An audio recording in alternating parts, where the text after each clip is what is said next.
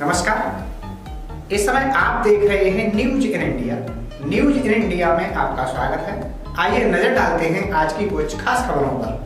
प्रधानमंत्री नरेंद्र मोदी ने corona virus की चुनौती से निपटने के लिए एकजुट और समन्वित प्रयास का आह्वान किया है। उन्होंने ट्वीट किया है कि कोविड-19 के फैलाव को रोकना सुनिश्चित करने के लिए कई विभाग एक साथ मिलकर विभिन्न स्तरों पर काम कर रहे हैं।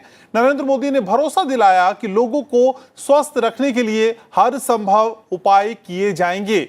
उन्होंने कहा कि चिकित्सक, नर्सें और अन्य स्वास्थ्यकर्मी कोविड-19 के नियंत्रण के लिए पूरी क्षमता से काम कर रहे हैं और उनके इस योगदान की हमेशा सराहना की जाएगी। उन्होंने जोर दिया कि सभी को स्वस्थ रखने और संक्रमण के लक्षणों वाले लोगों को उचित इलाज उपलब्ध कराना सरकार की प्राथमिकता है। प्रधानमंत्री ने कहा कि ये सभी की ओर से किया जाने वाला सम्मिलित प्रयास है जो इस तरह की परिस्थितियों में देश की मजबूत इच्छा शक्ति को दर्शाता है। उन्होंने कहा कि गैर जरूरी यात्राओं को टालने और सामूहिक कार्यक्रमों को कम से कम करने जैसे प्रयास किए जाने चाहिए।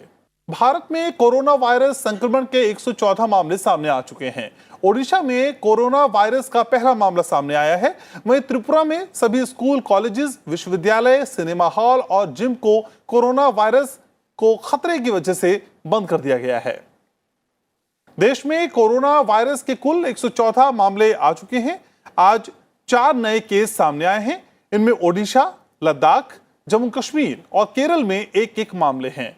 5200 लोगों को निगरानी में रखा गया है। केंद्रीय स्वास्थ्य मंत्री हर्षवर्धन की अध्यक्षता में आज केंद्रीय मंत्री समूह की बैठक हुई, जिसमें नियंत्रण और बचाव के कदमों की समीक्षा की गई। 4 new cases, 1 each from Odisha, Jammu and Kashmir, Ladakh and Kerala have been confirmed since the last update given to you. There are now a total of 114 confirmed cases in India as on today, including 13 cured and 2 reported deaths. Contact tracing activity of these positive cases has led to identification of more than 5,200 contacts which are kept under surveillance. We require a whole of society and a whole of government approach to deal with COVID-19 disease.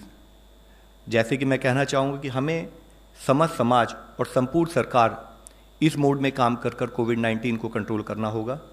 Government is taking preventive steps to limit the spread of the disease and look forward for cooperation of everyone in the society in managing the. वहीं ओडिशा में corona virus का पहला मामला सामने आया है। हाल ही में Italy से लौटे एक शोधकर्ता को कोरोना वायरस के संक्रमण की पुष्टि हुई है। उसका अस्पताल में इलाज चल रहा है और कड़ी निगरानी में उसे रखा गया है। विदेश मंत्रालय ने कोरोना वायरस से संबंधित सूचना के लिए हेल्पलाइन नंबर जारी किया है। टोल फ्री नंबर है 1800118797 1800118797 पर डायल करके मदद ली जा सकती है। इसके अलावा 01123012113, 01123014104 और 01123017905 पर फोन करके जानकारी प्राप्त की जा सकती है। साथ ही 01123018115 पर फैक्स किया जा सकता है। Stress that the low number of cases in the region should not make people or the leaders complacent in tackling this disease from spreading, because nearly 1/5 of the humanity lives in this part of the world and the region is very deeply interconnected. He called for cooperation and common approach to tackle the spread of these coronavirus in the region.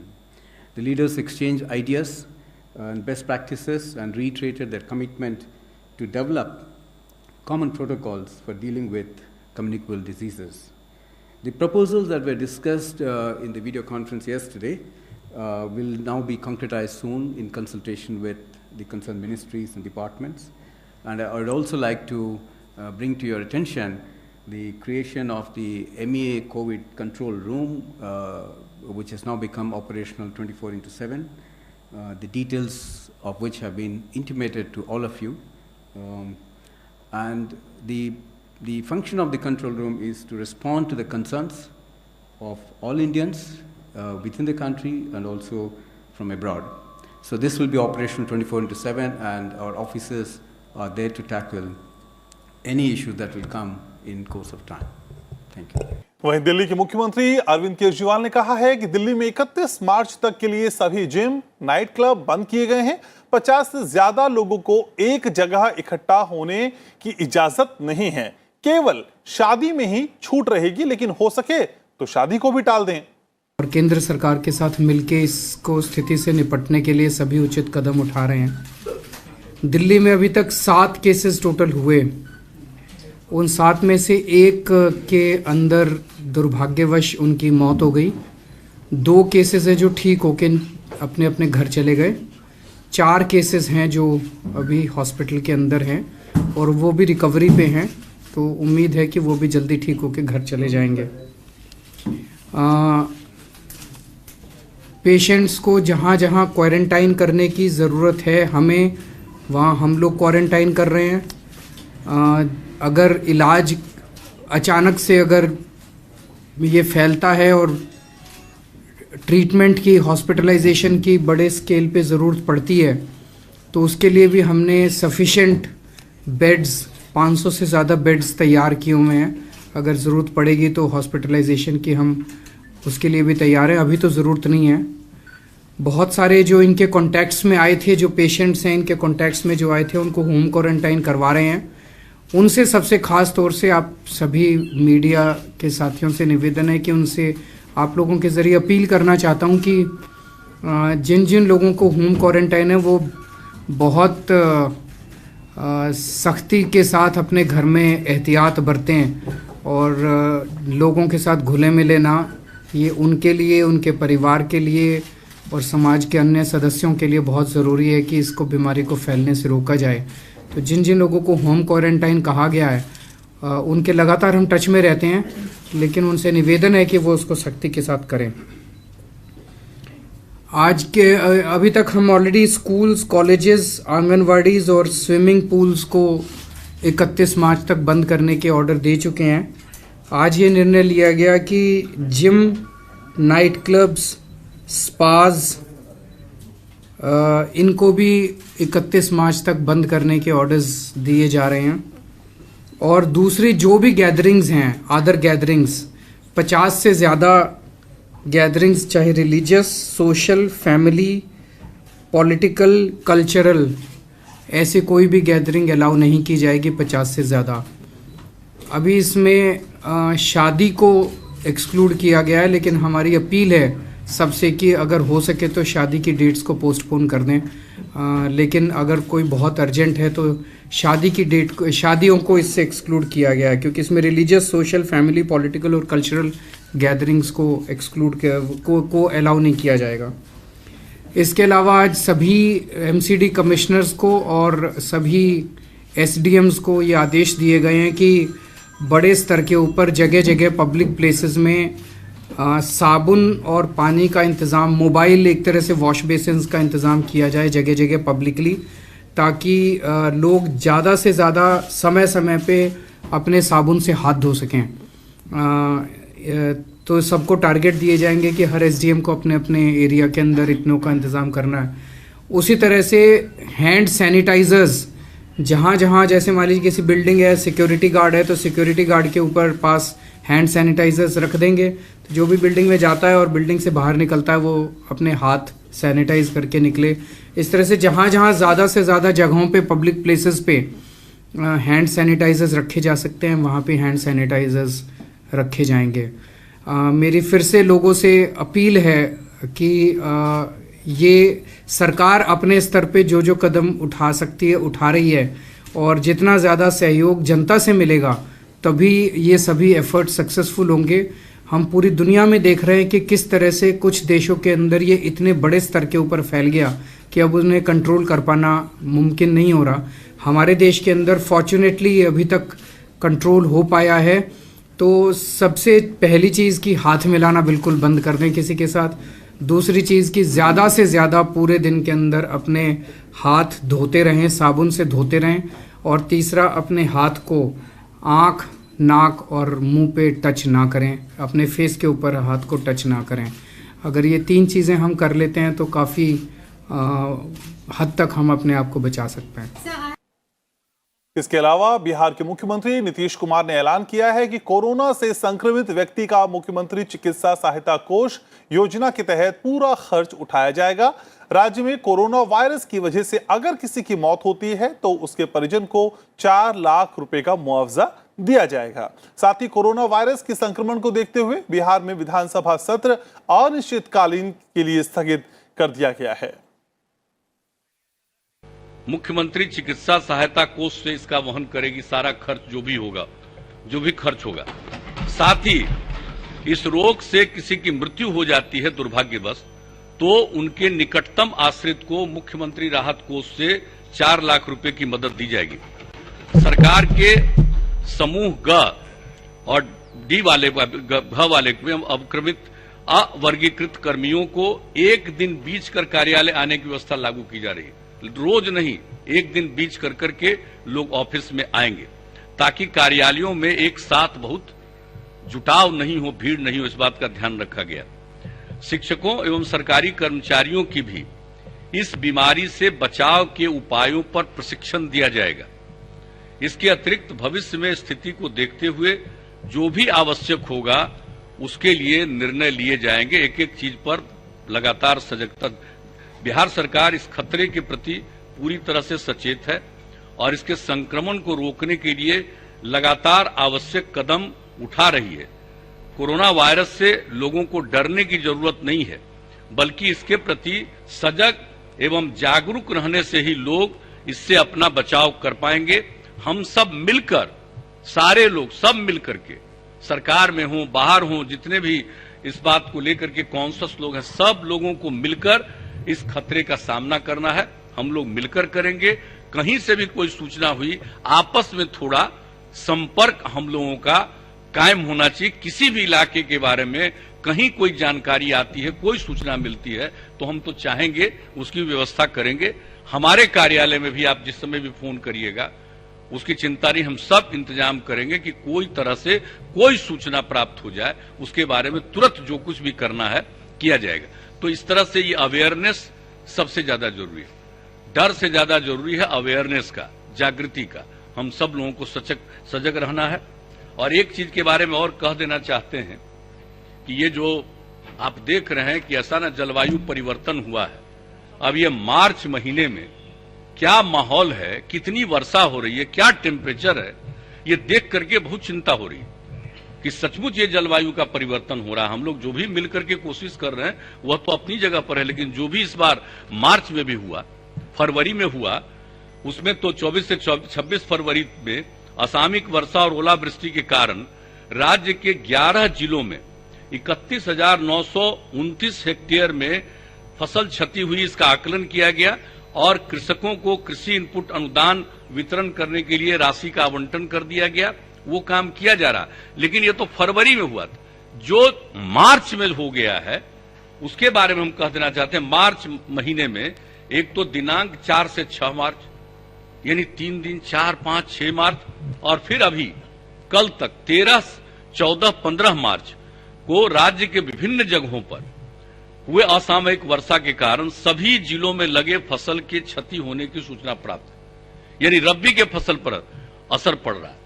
तो हर प्रकार का जो असर पड़ रहा है, इसकी पूरी इस क्षति का विस्तृत सर्वेक्षण का कार्य कृषि विभाग के द्वारा कराया जा रहा है और जो भी प्रभावित हमारे किसान हैं उन सबों को सहायता प्रदान की जाएगी और कृषि इनपुट अनुदान का वितरण यथाशीघ्र किया जाएगा। हम ये जानकारी देना चाहते हैं। बहुत धन्यवाद। हम सब लोग ये कोरोना वायरस है, इसके बारे में सब लोगों को सचेत करना चाहिए।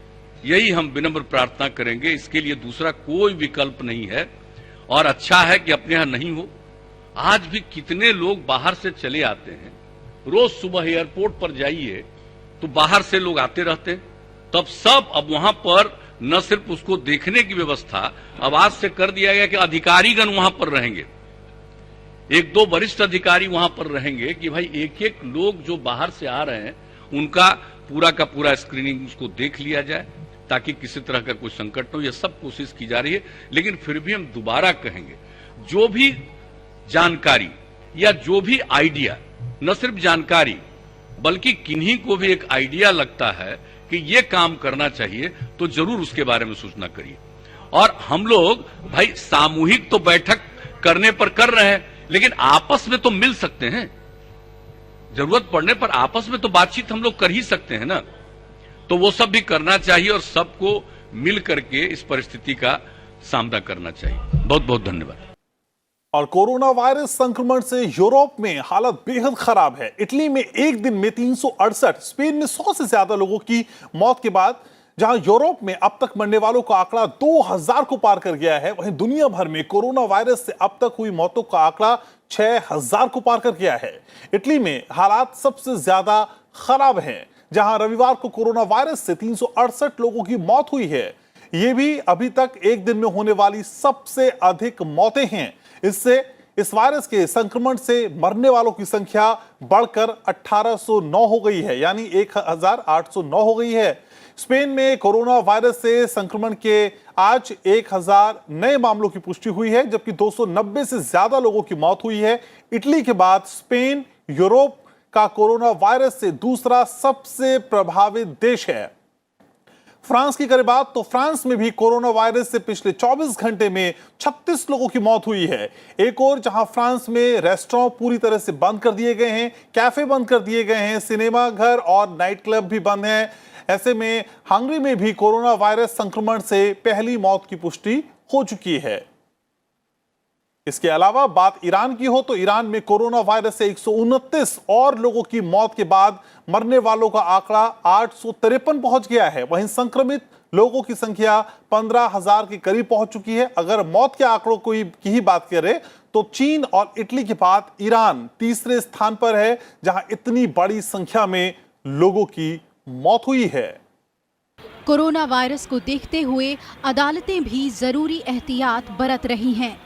सुप्रीम कोर्ट ने सोमवार से 15 पीठ में से केवल 6 में मुकदमों की सुनवाई करने का फैसला किया है। ये 6 पीठ सिर्फ उन्हीं मामलों की सुनवाई करेगी जिन्हें सुना जाना अति आवश्यक है। सुनवाई के दौरान अदालत में वकीलों के अलावा अन्य किसी को भी अंदर जाने की अनुमति नहीं होगी। अदालत परिसर में थर्मल स्क्रीनिंग की व्यवस्था की गई है। आदेश में ये भी कहा गया है कि जरूरत के मुताबिक भी बेंच में जजों की संख्या होगी और कोर्ट में सीमित कामकाज होगा। इसके अलावा दिल्ली हाई कोर्ट ने सिर्फ तत्काल सुनवाई लायक मामले ही शामिल करने के लिए कहा है।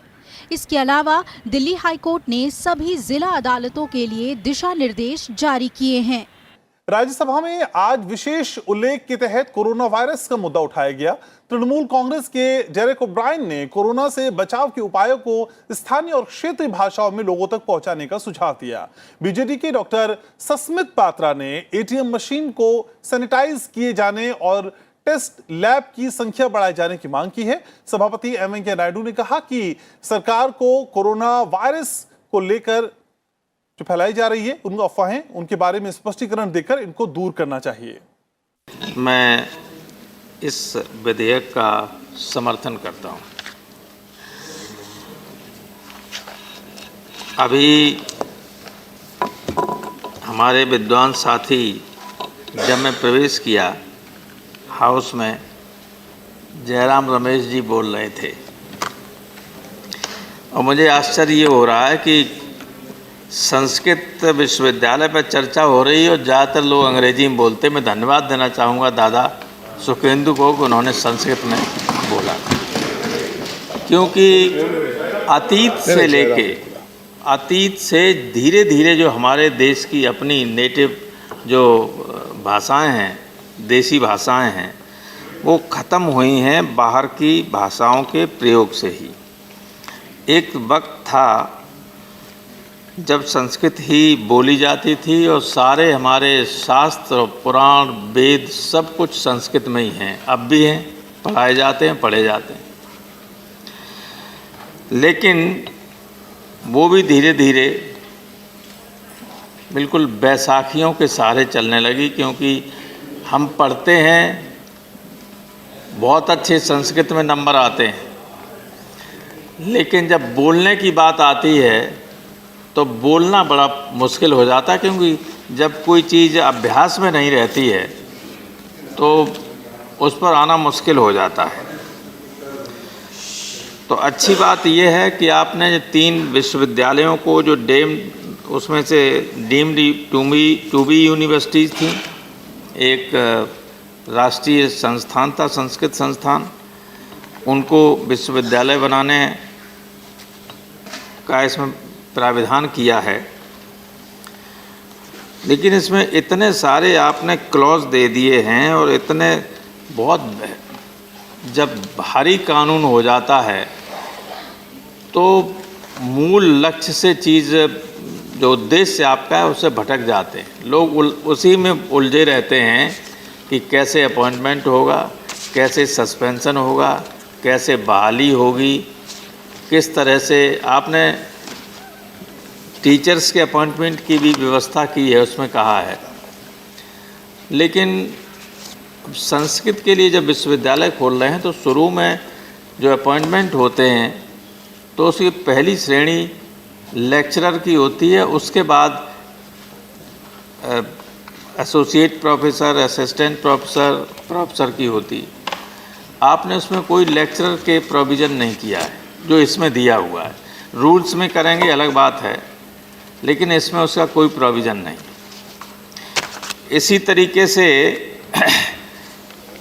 इसमें आपने अनुच्छेद, इसके क्लॉज 38 में स्टूडेंट्स काउंसिल की बात की है, और स्टूडेंट काउंसिल का जो हेड होगा वो डीन ऑफ स्टूडेंट्स वेलफेयर होगा। 20 लड़कों को नॉमिनेट करे, स्टूडेंट्स को नॉमिनेट करेगी एकेडमिक काउंसिल, और 20 लड़कों को स्टूडेंट्स चुनेंगे चुनाव के जरिए। मेरा आपको सुझाव ये है कि स्टूडेंट्स काउंसिल की जगह स्टूडेंट्स यूनियन का नाम की दीजिए। और ये जो नॉमिनेशन की व्यवस्था है लड़कों की, कि एकेडमिक काउंसिल नॉमिनेट करेगी मेरिट के आधार पर, मेरिट के आधार पर करिए अलग नॉमिनेटेड, लेकिन यूनियन पूरी लड़कों की चुनी हुई ही होनी चाहिए। ये गलत धारणा है कि छात्र संघों की वजह से यूनिवर्सिटी के कैंपस में अनुशासनहीनता आती है। इसकी वजह से आपने देखा कि किस किस तरह के लोग पॉलिटिक्स में आने लगे। ये कॉलेज और यूनिवर्सिटी ही राजनीति की नर्सरी हुआ करती थी, और बहुत बड़े बड़े लोग और नेता इन यूनिवर्सिटी से ही निकल के आए। और अब स्थिति ये है कि जिन्होंने कभी यूनिवर्सिटी नहीं देखी वो एमएलए और एमपी हो जाते हैं। आज यहाँ बैठे तो कल वहाँ बैठ जाते हैं, और ये झंझट तमाम मध्य प्रदेश वगैरह में पैदा हो रहे हैं या कहीं भी हो रहे हों, वो इसी वजह से होते हैं। अगर किसी विचार से जुड़े हुए लोग आएंगे, और जो स्टूडेंट नर्सरी के रूप में जो संस्थाएं काम कर रही होंगी, वो स्थायी होते हैं और एक जगह रहते हैं और देश को ठीक दिशा देने की का काम भी करते हैं। इसलिए मैं ये कह रहा हूँ कि जो आपने स्टूडेंट काउंसिल की इसमें व्यवस्था की है, इसमें डीन के बजाय लड़कों द्वारा चुना हुआ जो अध्यक्ष हो वही उसका अध्यक्ष होना चाहिए, और काउंसिल की जगह इसमें आप कीजिए स्टूडेंट यूनियन शब्द का प्रयोग कीजिएगा। धन्यवाद प्रोफेसर साहब। दूसरे, एक सेकंड बस, मैं कहाँ ज़्यादा बोलूँगा। मेरा वैसे संस्कृत विषय रहा है इंटरमीडिएट तक, तो और मेरा बहुत प्रिय भी है। समय तो आप ही लोग मैं भले ही मैं सोशलिस्ट पार्टी से जुड़ा रहा हूँ बचपन से लेके अब तक, लेकिन भारतीय संस्कृति और संस्कृत दोनों को मैं अभिन्न मानता हूँ, एक दूसरे से अलग नहीं मानता हूँ। क्योंकि जो हम पढ़ते लिखते हैं आज इतनी किस सीमा तक ये बढ़ी हुई भाषा रही होगी कि जो हम इतने से एक ऋग्वेद का एक जो सूत्र है उसको अगर आप उसका अनुवाद भी करें तो 4 लाइनें लंबी लंबी हिंदी की होंगी तब भी नहीं कर सकते, इतनी एडवांस लैंग्वेज रही थी संस्कृत। तो वो तो नहीं, लेकिन फिर भी आप इसको मेंटेन करें ये बहुत ज़रूरी है और इसलिए मैं आपके इस विधेयक का समर्थन करता हूँ। 3 यूनिवर्सिटी जो इन्होंने कहा कि पाणिनि के नाम पे भी एक होना चाहिए, लेकिन योगा के लिए आपने इसमें व्यवस्था की है हायर एजुकेशन में टीचर्स वगैरह के लिए, वो सिलेबस के लिए। तो योग तो ऐसी चीज़ है कि जो आप शुरू में सिखाते हैं, ऊपर जाके भी उसी को सिखाते हैं, तो उसके लिए अलग से कोई ऐसा प्रोविज़न मेरे ख्याल से तो नहीं होना चाहिए। धन्यवाद प्रोफेसर साहब। योग का कोर्स तो एक से ही होगा, प्लस उसका सिलेबस एक जैसा होगा। धन्यवाद professor Ram Gopal ji, please conclude now. हो गया सर, ऐसा है, वैसे ही कोई ज़्यादा नहीं बोलेंगे, इसलिए आप है क्या हो गया? जो समय तय है 4 मिनट में, उससे ज्यादा रहा। आधा मिनट जी प्लीज। सर, ये योगा जो है इसका उल्लेख है, तो उसके लिए उसका जो आपको सिलेबस वगैरह बनाना होगा, वो हायर एजुकेशन के लिए या माध्यमिक शिक्षा के लिए योग का लगभग एक जैसे ही होगा। आप देखिएगा, बिना पढ़े लिखे लोग योगा करते हैं, आसन करते हैं, ये सब चीज़ यही तो होती हैं उसमें, और क्या होता है। तो इसके लिए कौन अलग से क्या होगा, या तो स्पेसिफिक कोई होना चाहिए कि आपका इस स्टेज तक इतना पढ़ाएंगे, इस स्टेज के बाद इसके बाद की स्थिति को पढ़ाने का काम करेंगे हायर एजुकेशन में। तो ये है, और संस्कृत को जीवित करने के लिए सबसे बड़ा सेंटर रहा है वाराणसी, काशी।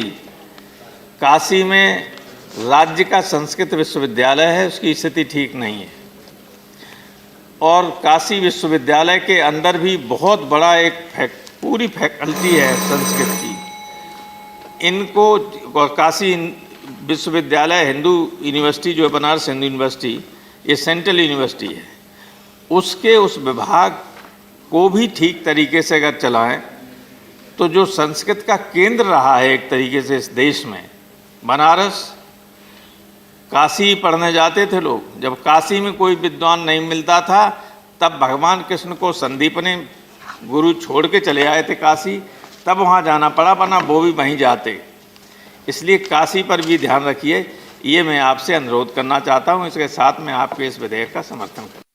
उचित समय पे जो रूमर्स चल रहे, वो रूमर्स में कुछ ग्रामर है नहीं है, उसके बारे में थोड़ा सरकार के द्वारा, ICMR के द्वारा स्पष्टीकरण दिए तो जनता के लिए फायदामंद होगा। लोकसभा के बाद केंद्रीय संस्कृत विश्वविद्यालय विधेयक 2019 को राज्यसभा से भी मंजूरी मिल गई है। केंद्रीय मानव संसाधन विकास मंत्री रमेश पोखरियाल निशंक ने विधेयक पर चर्चा का जवाब दिया। विधेयक में संस्कृत के 3 डीम्ड विश्वविद्यालयों को केंद्रीय विश्वविद्यालयों में परिवर्तित करने का प्रस्ताव है। इसमें संस्कृत शिक्षण और अनुसंधान के लिए संस्कृत संवर्धन से जुड़े क्रियाकलापों के विकास के लिए विश्वविद्यालयों की स्थापना और नियमन के लिए और उससे संबंधित विषयों का प्रावधान किया गया है। सर्वप्रथम केंद्रीय संस्कृत विश्वविद्यालय अधिनियम 2019 इति विषये चर्चायां महत्वपूर्ण विचारः योगदानं यः कृतं तेषां राज्यसभा सदस्यानाम् अहं हृदयेन धन्यवादं करोमि। आ नो भद्राः कर्तवो यन्तो विश्वतः इति वैदिक उद्घोषः अस्माभिः श्रुतः। तात्पर्यम् अस्ति यत् कल्याणपूर्णा ये भावाः ते विश्वतः अर्थात् सर्वतः आयन्तु। अतः अस्माकं मार्गदर्शनं कर्तुम् उत्थितानां सर्वेषां सदस्यानां कृते अहं विनम्रभावेन कृतज्ञतां प्रकाशयामि। राज्यसभायां ये माननीय सदस्याः स्वविचारान् दत्तवन्तः, तेषु Shriman Satyanarayan Jatiya, Shri Jairam Ramesh, Shri Sukhendu Shekhar ji, professor Ram Gopal Yadav ji, Shri Prashant Nanda ji, Kahkashan Praveen ji, V Lakshmikant Rao ji, Shri K Rakesh ji, M Shanmugam ji, Shri V Vijay Sai Reddy ji, Vinay Vishwam ji, Vandana Chauhan ji, Vaiko ji, Manoj Kumar Jha ji, Narayan Das Gupta ji, Ashok Vajpayee ji, P L. Punia ji, A Navneet Krishna ji, L Hanumantha ji, doctor Swami ji और श्रीमती और छाया वर्मा जी प्रमुखा सन्ति। तेषाम् अहम् आभारं प्रकटयामि। श्रीमन् एतद् प्रसिद्धम् अस्ति यत् भारतस्य संस्कृतेः मूलः संस्कृतं भाषायाम् अस्ति। भारतस्य परिचयः संस्कृतद्वारा, संस्कृतिद्वारा च जायते, संस्कृतिश्च संस्कृतस्य अवधारणा विद्यते। भारतस्य प्रतिष्ठे द्वे संस्कृतं संस्कृतिस्तथा संस्कृतिः संस्कृताः आश्रिताः। प्राचीन काले अस्माकं देशः विश्वगुरुः आसीत् इति सर्वे जानन्ति। एतद् देश प्रसूतस्य सकाशात् जर्मनः स्वं स्वं चरितं शिक्षणं पृथिव्यां सर्वमानवा। श्रीमन् विश्वस्य विभिन्नदेशेभ्यः छात्राः आगत्य अस्माकं देशे सुसंस्कृतस्य अध्ययनं वेदानां, वेदाङ्गानां, दर्शनाम्, आयुषो वेदः आयुर्वेदः, तस्य च अध्ययनं तक्षशिला, नालन्दा, विक्रमशिला आदिषु अन्य विद्याकेन्द्रेषु कृतवन्तः। अस्माकं शास्त्रेषु विद्यमानं ज्ञानं सर्वेषां कल्याणं विद्यते, सर्वजन सुखाय सर्वजन हिताय च विद्यते। सर्वे भवन्तु सुखिनः, सर्वे सन्तु निरामयाः, सर्वे भद्राणि पश्यन्तु मा कश्चित् दुःखभाग् भवेत्। श्रीमन् अस्माकं शास्त्राणाम् अध्ययने सर्वप्रथमं सर्वेषां कल्याणं प्रार्थना क्रियते। ओम सेना भवतु, सैनो भुनक्तु, सैवीर्यं करवावे, तेजस्विनावधीतमस्तु, मा विद्विषामहे। श्रीमन् अस्तो मा सद्गमयः, तमसो मा ज्योतिर्गमयः, मृत्यो मा अमृतं गमयः। श्रीमन् सर्वेषां, मैं तो बोल ही रहा हूँ और ये नहीं करना आप, मैं श्रीमन् मैं पूरा बोल रहा हूँ। यदि आप ये कहते हैं तो लोग कोई बात नहीं, ये लीजिए। अयम निजः परोवेति गणना लघु चेतसाम उदार चर्ता नाम तो वसुधैव कुटुम्बकम। श्रीमन् यदि पूरी दुनिया में वसुधा में यदि कोई है तो केवल हिंदुस्तान है, और वो भारत की संस्कृति है जो पूरे विश्व को एक कुटुंब में बांधती है।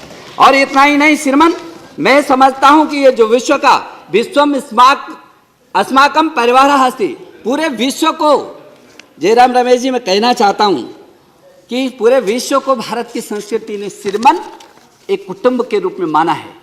और ये हमारी संस्कृति है, क्योंकि भोगवादी संस्कृति, ये भोगवादी संस्कृति श्रीमन् विश्व को एक बाजार बनाती है, बाजार मानती है, उत्पादों की भरमार है, जिसके पास बेशुमार पैसा है उसी का ये अधिकार है, ये उनका चिंतन है। लेकिन हमारा चिंतन भारतीय चिंतन श्रीमन्, और जो संस्कृत में समाया है, विश्व एक परिवार है, सहज जीवन इसका आधार है, जिसके पास सत्य अहिंसा प्रेम और सौहार्द है, इसी पर उसका अधिकार है, उसी का इस पर अधिकार है विश्व पर। और इसलिए श्रीमन् मैं ये समझता हूँ कि सभी सदस्यों को मैंने एक एक विषय करके श्रीमन् सुना। मैं पहले तो बहुत विनम्रता से अनुरोध करना चाहता हूँ श्रीमन् कि ये भाषा का प्रश्न नहीं है। मैं बीच में भी उठना चाहता था, लेकिन मुझे लगा ये उच्च सदन है। अंततः तो श्रीमन् ये भाषा नहीं है। वैसे तो हमारी गवर्नमेंट श्रीमन् सभी भारतीय भाषाओं की पक्षधर, जो भारतीय भाषाएं 22 अनुसूची 8 में वर्णित है श्रीमन्, चाहे तमिल है, तेलुगु है, मलयालम, कन्नड़, गुजराती, मराठी, बंगाली, जिसमें संस्कृत, उर्दू, जितनी भी 22 भारतीय भाषाएं हैं उसमें अंग्रेजी भारतीय भाषा नहीं है। हम इन सभी भारतीय भाषाओं को सशक्त करने के हमेशा पक्षधर हैं। लेकिन ये जो संस्कृत भाषा का विषय है श्रीमन्, मैं कहना चाहता हूँ, क्या ऋषि कर्नाड ने परमाणु संरचना का जो प्रथम प्रकाश डाला 6वीं सदी में, उसके सब सारे ग्रंथ संस्कृत में नहीं है? तो यदि आज ऋषि कर्नाड को पूरी दुनिया जानती है तो वो भाषा कौन सी है? मैं कहना चाहता हूँ बौधायन थे श्रीमन्, भारत के प्राचीन गणितज्ञ थे, जिन्होंने 100 सूत्र से सहित तमाम सूत्रों को दिया। ये किस भाषा में है श्रीमन्? भाषा केवल भाषा नहीं, ये वो वैज्ञानिक है श्रीमन्, चरक, आयुर्वेदा, आयुर्वेदा। आज पूरी दुनिया आयुर्वेद के पीछे श्रीमन् खड़ी है। अंततः गोता चरक संहिता किस भाषा में है श्रीमन्? श्रीमन् आर्यभट्ट ज्योतिष और गणित के वो विद्वान रहे हैं श्रीमन्, पूरी दुनिया जानती है श्रीमन्। वो ग्रंथ किस चीज में, संस्कृत में नहीं तो किस चीज में है? और श्रीमान वो भी 476 से ले 550, ये चौथी सदी में, चौथी 5वीं सदी की बात कर रहा हूँ श्रीमान मैं, जिसको दुनिया मानती है।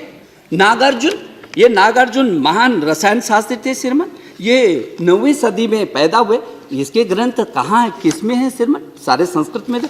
ये महर्षि पतंजलि, जिसको आज योग के बारे में हम कहते हैं और योगा कर्मशु कौशलम की बात करते हैं श्रीमान, जिस योग ने आज पूरी दुनिया को हमारे प्रधानमंत्री जी के आह्वान पर, क्योंकि ये जो ईश्वर की सबसे सुंदरतम कृति मनुष्य है, उसको यदि ठीक रखना है तो उसके लिए योग, उसका तन और मन को ठीक करने के लिए योग, आज पूरी दुनिया के 191 देश हिंदुस्तान के पीछे इस योग में खड़े हैं श्रीमान महर्षि पतंजलि। आखिर वो योग किन ग्रंथों में है?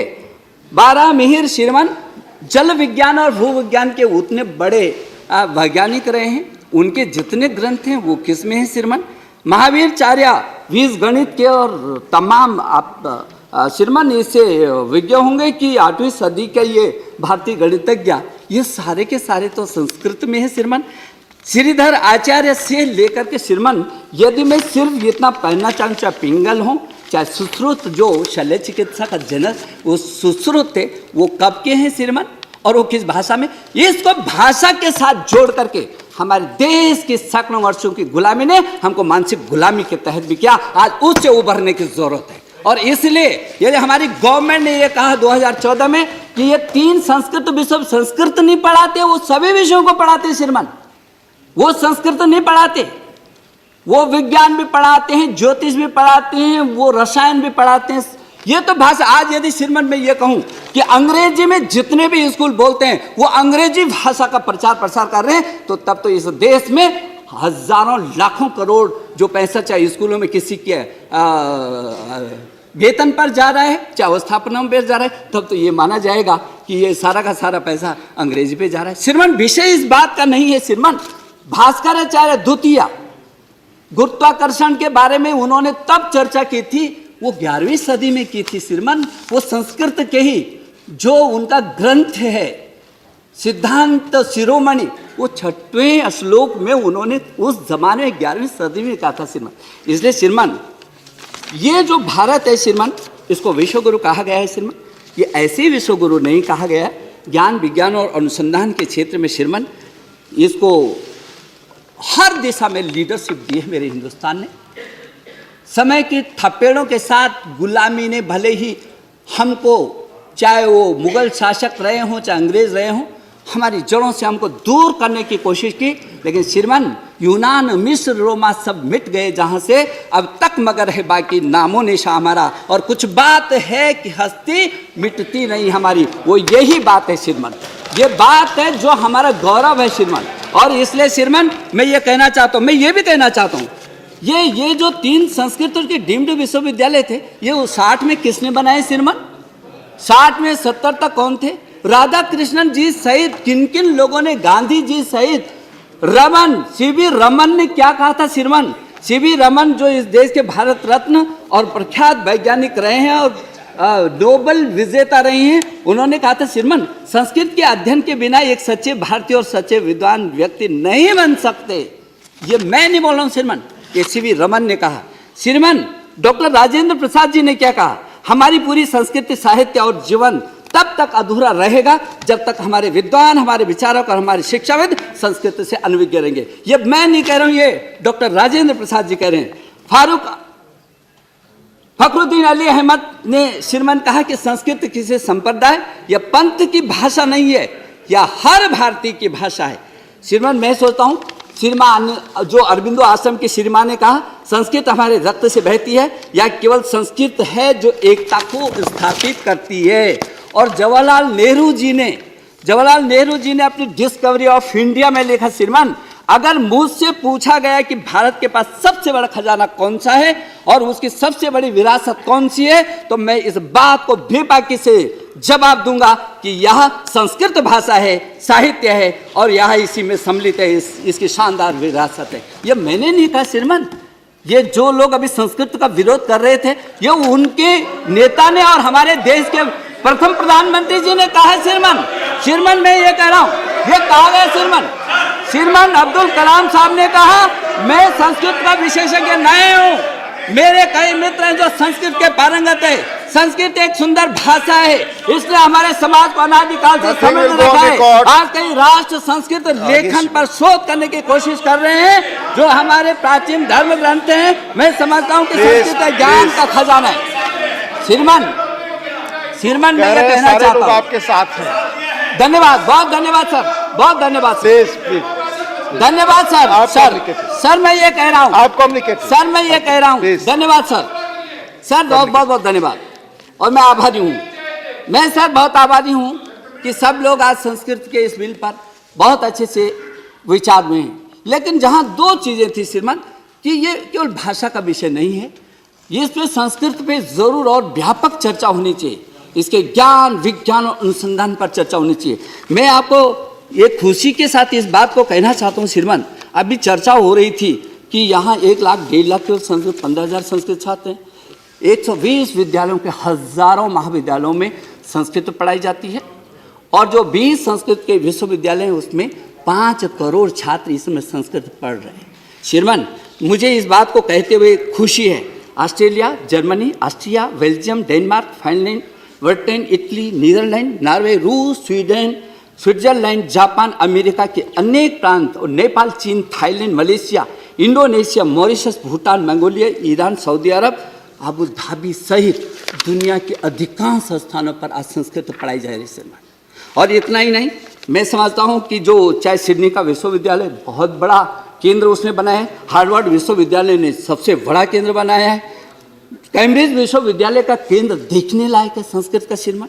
और मैं ये समझता हूँ कि यदि देखा जाए पूरी दुनिया में, अभी जर्मनी ने श्रीमान 14 विश्वविद्यालय संस्कृत के बनाए, कुछ तो है ना श्रीमान, 14 विश्वविद्यालय बनाए हैं। और श्रीमान डॉक्टर स्वामी जी ने जिन बातों को कहा मैं उनसे सहमत हूँ। आज पूरी दुनिया इस बात को कह रही है और हम पीछे हटते हैं। जो हमारी संपदा है, कोई भी देश श्रीमान अपनी ही चीज पर नंबर 1 हो सकता है, किसी रटी हुई चीज पर और किसी दूसरे से ली हुई चीज पर नंबर 1 नहीं हो सकता है। हमारा जो पाश्चात्य है श्रीमान, यदि उसको नए अनुसंधान और विज्ञान के साथ जोड़ करके आगे बढ़ाया जाए तो पूरी दुनिया में आज भी हिंदुस्तान विश्व गुरु है, मैं कह सकता हूँ श्रीमान इस बात को। और श्रीमान मैं इतना ही नहीं कहना चाहता हूँ, ये जो विदेशी जो बड़े विद्वान थे, मैक्सिम मुलर तो श्रीमान जर्मनी के, आज तो मैक्सिम मुलर का पूरी दुनिया में वो है, ये है जी सर। प्लीज हाँ please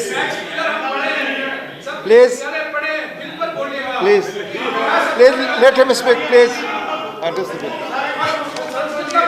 Jairam ji please Jairam Ramesh ji please. श्रीमान मैं केवल जयराम रमेश जी के उत्तर देने के लिए खड़ा नहीं हूँ, इस सदन में जितने विषय उठे उनका उत्तर देने के लिए मैं इधर खड़ा हूँ श्रीमान। और क्योंकि तमाम लोगों ने तमाम विषयों को उठाया, मेरी नैतिक जिम्मेदारी है श्रीमान, मैं इस बड़े सदन में बिल को लेके आया हूँ, एक एक विषय को स्पष्ट करना मेरी जिम्मेदारी है श्रीमान। और इसलिए मैं कहना चाहता हूँ, मैं इस बात को इसलिए कहना चाहता हूँ श्रीमान, ये उच्च सदन है श्रीमान, छोटी छोटी बातों में उलझ करके बड़ी चीज को खत्म करने की विषय हो, ये नहीं हो सकता। और इसलिए उतने बड़ा व्यापक मन बनाना पड़ेगा। संस्कृत में यदि हमारे ज्ञान विज्ञान अनुसंधान, वेद पुराण उपनिषद ये सब कुछ है, तो आज आवश्यकता आ पड़ी श्रीमान कि आज उसको नवाचार के साथ पूरी दुनिया में आगे बढ़ाने की। और इसीलिए इन 3 संस्कृत विश्वविद्यालयों को श्रीमान हम लेकर के आइए। श्रीमान ये जो संस्कृत के बारे में जो चर्चा की, भाषा के बारे में भी आदरणीय डॉक्टर स्वामी जी ने, ये संविधान के निर्माताओं ने भी इसको अच्छे से किया था श्रीमान, जिसमें ये कहा गया था कि मूलतः भारतीय भाषाओं से, मूलतः संस्कृत से जो 351 को मैं पढ़ना चाहता हूँ श्रीमान, क्योंकि उच्च सदन है।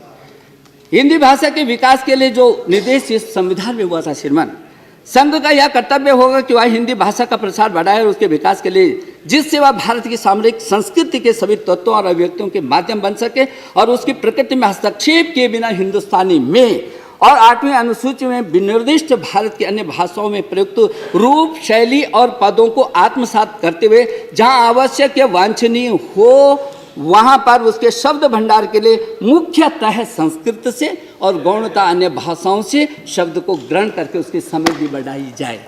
श्रीमान, ये हमारे जो संविधानकर्ता इस बात को जानते थे कि इस देश को यदि ताकतवर और सशक्त बनाना है तो उसकी ताकत है संस्कृत ताकत है।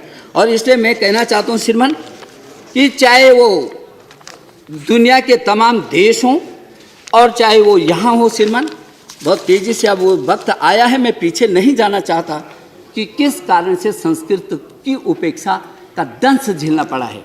लेकिन मैं इतना ज़रूर कहना चाहता हूँ श्रीमान कि यदि 2014 में हमारी गवर्नमेंट ने कहा था कि इन 3 संस्कृत मानद विश्वविद्यालयों को हम विश्वविद्यालय, केंद्रीय विश्वविद्यालय का दर्जा देकर उसके साथ शोध और अनुसंधान के साथ भारत की उस प्राच्य समृद्धता को विज्ञान के साथ जोड़कर फिर एक बार विश्व गुरु बनाने के लिए भारत को खड़ा करना चाहते हैं श्रीमान, और इसीलिए ये बिल यहाँ पर लाया गया है। मैं बहुत आभारी हूँ। जो भी बिंदु श्रीमान यहाँ पर आए हैं मैंने नोट किए, लेकिन मुझे इस बात की खुशी है कि सब सदस्यों ने एक मत से संस्कृत का, इस विश्वविद्यालयों का समर्थन किया है।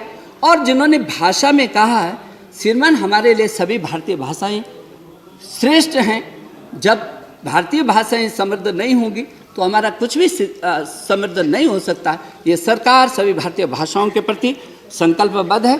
श्रीमान, जिन लोगों ने डॉक्टर फिरोज के बारे में कहा उनको शायद ये पता नहीं कि फिरोज वहीं पढ़ा रहा है श्रीमान, वहीं पढ़ा रहा है श्रीमान। हाँ, कुछ लोगों ने कहा होगा क्या होगा, लेकिन इस गवर्नमेंट का जो संस्कृत सारी दुनिया की भाषा है श्रीमान, ये तो पूरी दुनिया की भाषा है। ये केवल हिंदुस्तान नहीं, इसकी तो विपुलता, विशदता और पूरी दुनिया के लिए श्रीमान।